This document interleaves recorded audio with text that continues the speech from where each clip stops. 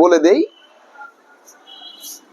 এটা হচ্ছে মায়োটিক ফেজ, হ্যাঁ, এটা হচ্ছে ইন্টারফেজ, একটা হচ্ছে, এটা হচ্ছে তোর ইন্টারফেজ, ইন্টারফেজ, তাই না? এটা হচ্ছে মায়োটিক ফেজ। তোরা খাতায় লিখে নে, ঠিক আছে? দেখ, আমি একবার বলবো, তোরা এক কনসেপ্টে ক্লিয়ার হয়ে যাবে, আর কোনো প্রবলেম নাই, ঠিক আছে? ভালো করে শোন, আমি এইভাবে সেল ডিভিশন মনে রাখবি, জীবনে ভুলতে পারবি না, স্বপ্নে দেখবি সেল ডিভিশন, ঠিক আছে? চল দেখ, সবাই মন দিয়ে বলবি, আমি যেটা বলতে বলবো বলবি, ঠিক আছে? তোকে আমি কি বললাম, কোষ বিভাজন যেমন জীবন চক্রের মতো জীবন প্রডিউস হয়ে সারা জীবন চলে, তারপর যে সমস্ত প্রাণীর মৃত্যু ঘটে, কোষেরও মৃত্যু ঘটে, এবং কোষের ডিউরেশনটা কিন্তু খুবই খুবই অল্প দিনের, খুবই অল্প দিনের। তো সেই জন্য যে সেল ডিভিশনটা ঘটছে, মানে প্রতিদিন আমাদের শরীরে লক্ষাধিক কোষ মারা যাচ্ছে, লক্ষাধিক কোষ উৎপত্তি হচ্ছে। এইবার দেখো, এর মধ্যে চেক পয়েন্ট হচ্ছে যখন একটা কোষের মধ্যে, একটা কোষের বিভিন্ন বিভাজনের ধাপ আছে, দেখা গেল প্রথম ধাপ ইনকমপ্লিট থেকে গেল, সে দ্বিতীয় ধাপে লাফ মেরে দিল। তুমি যদি ক্লাস 5-এ পড়তে, ফাট করে ক্লাস 10-এ উঠে গেলে, তুমি কিচ্ছু করতে পারতে না, পারতে? তার মানে 5 এর পর 6, 6 এর পর 7, 8, 9, 10 ধাপে ধাপে উঠেছো কিনা? তেমন কোষেরও ধাপ আছে। সে যদি একটা ধাপের কমপ্লিট নলেজ না নিয়ে আর একটা ধাপে উঠে যায়, তাহলে সে ছেলেটা যেমন অঙ্ক পারে না, সে ছেলেটা যেমন বিজ্ঞান পারে না, ঠিক একই রকম ভাবে কিন্তু কোষও কিন্তু থেমে যাওয়ার চেষ্টা করে। সেই হচ্ছে চেক পয়েন্ট। চেক পয়েন্ট কথার অর্থ হচ্ছে, চেক পয়েন্ট 3টে আছে। তার মানে এই যে কোষ বিভাজনের দুটো দশা, কোষ বিভাজন কটি দশা? দুটি দশা। কি কি বলো দেখি? একটা হচ্ছে ইন্টারফেজ আর একটা হচ্ছে, এই ইন্টারফেজ দশা, এই ইন্টারফেজ দশার এই সমস্ত ভাগগুলি হচ্ছে, এই দেখো, প্রথমে 1 নম্বর, 2 নম্বর, 3 নম্বর, 4 নম্বর। এবার বেশিরভাগ ক্ষেত্রে ইন্টারফেজ দশার এই 3টে ফেজকে নিয়ে আলোচনা করা হয়, তার কারণ প্রত্যেকটা সেল বা কোষ এই 3টে ফেজের মধ্যে দিয়ে যায়।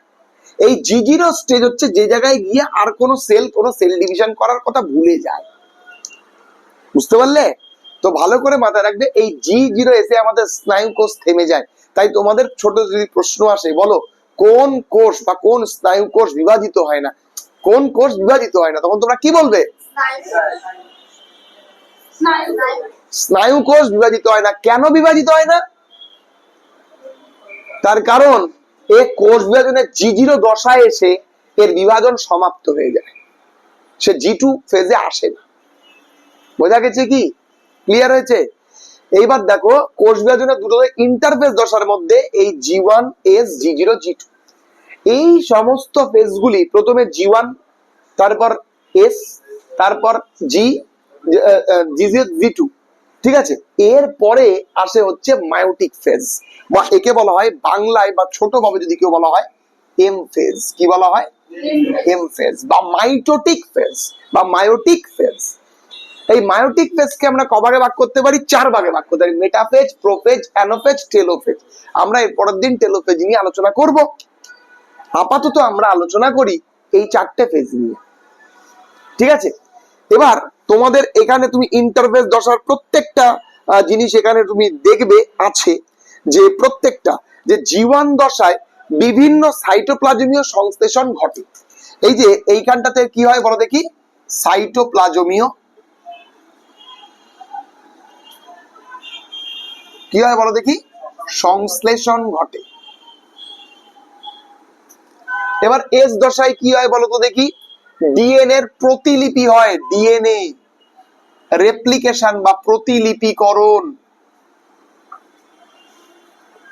হয়, ঠিক আছে? আর এর মধ্যে তোমার হচ্ছে গ্যাপ, তোমার হচ্ছে বলা যেতে পারে। আর G2 দশায় কি হয়? গ্যাপ 2 বা G2, এখানে মনে রাখবে আরএনএ এর উৎপাদন ঘটে। এই যে এই জায়গায় আরএনএ উৎপাদন ঘটে, বুঝতে পারলে? এটিপি সংশ্লেষিত হয়,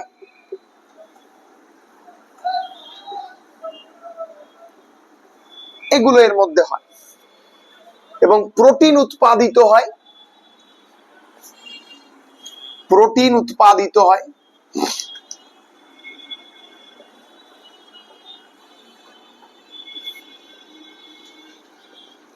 প্রোটিন উৎপাদিত হয়, সবই কিন্তু এগুলো হয়। কোথায় হয়? G2 দশায়। এগুলো কিন্তু তোদের বইয়ের মধ্যে আছে। G1 দশায় কি হয়? সাইটোপ্লাজমীয় সংশ্লেষণ ঘটে। সাইটোপ্লাজমের মধ্যে বিভিন্ন কোষাঙ্গাণু থাকে, তোরা ক্লাস 9-এ পড়েছিস, যে মাইটোকন্ড্রিয়া, রাইবোজোমস, তারপর হচ্ছে এন্ডোপ্লাজমিক রেটিকিউলাম, গোলকি বডিজ থাকে। তো তো সেগুলো প্রত্যেকটার কি হয়? বিভাজিত হয়, সংশ্লেষিত হয়। তার মানেটা কি বলতো? তার মানে তোকে আগে 9-এ অনেক কিছু পড়িয়ে দিয়েছে, এবার তোকে অ্যাকচুয়াল ফ্যাক্ট পড়াচ্ছে যে সাইটোপ্লাজম আসে কোথায়? কোষের মধ্যে আছে, কোষের মধ্যে আসে। তো এইখানে তুই বুঝতেই পারছিস যে ডিএনএ প্রতিযোগিতা মানে ডিএনএ রিপ্লিকেশন হয়। তোর একটা সেল থেকে তোর বাবার সেলকে মিলানো যায়, প্রতিলিপি, ডিএনএ সবসময় রেপ্লিকেশন হয়। তো বাই চান্স দেখা গেল তোর শরীরের কোন সেল এই একটা প্রডিউস করলো এই এস ফেজে না হয়ে, মানে কোন একটা গড়বড় হয়ে গেল। এদের একটা সিস্টেম আছে যে G1S, G1S, G2, তাহলে G1 থেকে S, S থেকে G2, G2 থেকে আবার G1, এর মধ্যে ইন্টারাম দশায় G0টা আসে। ঠিক আছে?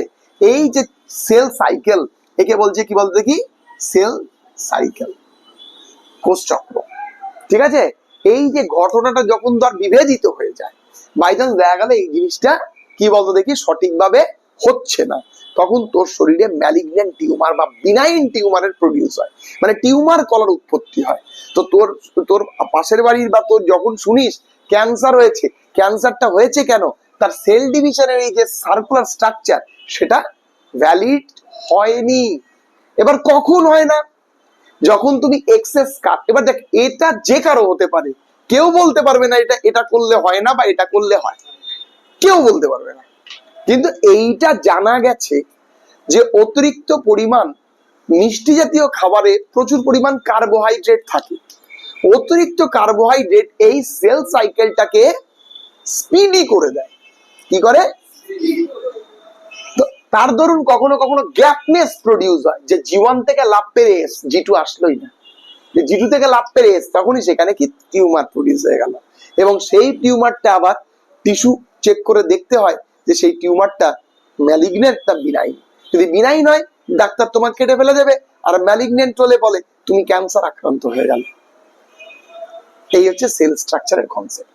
এর পরের দিন, আজকে আমরা এটা পড়ালাম, এর পরের দিন আমরা ইন্টারফেজ মায়োটিক ফেজ পড়াবো, যার মধ্যে প্রোফেজ আছে, মেটাফেজ আছে, অ্যানাফেজ আছে, টেলোফেজ আছে। তোমরা দেখতে পাবে কিভাবে অপত্যের সৃষ্টি হচ্ছে, ক্রোমোজোম থেকে কিভাবে তুমি প্রডিউস হয়েছো।